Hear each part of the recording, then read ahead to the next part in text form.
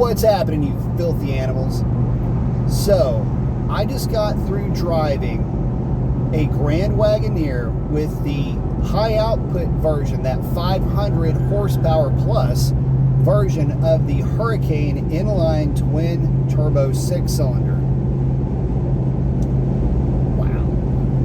Guys, if this is the engine that Dodge is going to put in an upcoming pony car, muscle car, if you will, and if that transmission tune, which I drove it in sport mode, is the same tune that they put in one of the new muscle-y cars to take the place of the Challenger and the Charger, you will not be disappointed.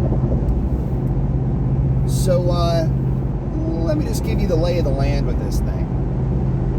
If you try to compare that engine to a 5.7 liter of any kind, truck or car variant, forget it. There's no comparison. I'll even take that a step further. If you try to compare this with the 6.4 that is in the Scat Pack that you may have in your driveway right now, you better stop right now. That Hurricane will up, jump, and run away from the 5.7, and the 6.4 will have all it can handle and then some, especially when that 6-cylinder comes on the boil. Guys, that thing pulls hard to redline, and it never lays over. Taking another step with that transmission, the transmission tune in sport, when you go wide open throttle from a dig, or from a roll, or from any speed, really, it hits more like a Hellcat transmission tune than a Scat Pack transmission tune. Almost more like a Hellcat with a tune transmission tune, or a Scat Pack with a solid transmission tune with no torque reduction. From a dig, spooled this thing up and went watts. Spooled it up to about 1200 RPM, 1300 RPM, just to load the chassis. Went wide open throttle with this thing. It had a good initial push, and then it comes unglued, unwound, and unhinged. Dr. Jekyll turns into Mr. Hyde, and it absolutely storms its way through the gears. It will give, and this was a close to 6,500 pound Grand Wagoneer.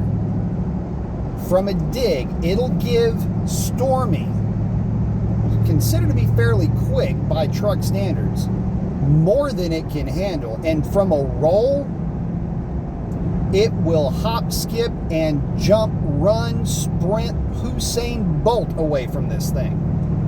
I'm not kidding, guys, when I tell you how strong that engine is in that configuration. It is a different beast altogether. You guys that are worried about the V8 going away, it's not going to have the... You're not going to get that sound out of it. You just have not driven anything with that engine in it.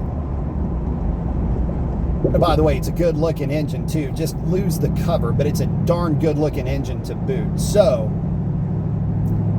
from the hit, little bit of turbo lag, and when it comes on song, it absolutely rips, pulls to redline like it has an aftermarket tune, has a shift program that feels like an aftermarket tune. I will storm on the top end harder than I had any preconceived notion that it would give, way beyond my expectations. I'll put it to you this way. My experience with cars, trucks in general, I'm a pretty good call as far as how much power something is making. Guys, it's rated at 510 horsepower. I'm hollering bullshit on that. The way that a 6,500 pound brick on wheels could lift its skirt and straight up sprint out of the life of any of these current trucks that I've driven, it might be 500 horsepower, but darn it, if it didn't feel more like 550 or even, If you'd have told me the thing was rated at 600 horsepower, I'd almost believe you. So with that, guys, I'll let you make up your own mind. Go experience it for yourself, all right? Don't just take my word for it. If you can get away with it, if they give you the keys to one of these things, jump in it, take it for a spin, put it through its paces, and you tell me what you think about it. I'll leave y'all to it. That's a wrap.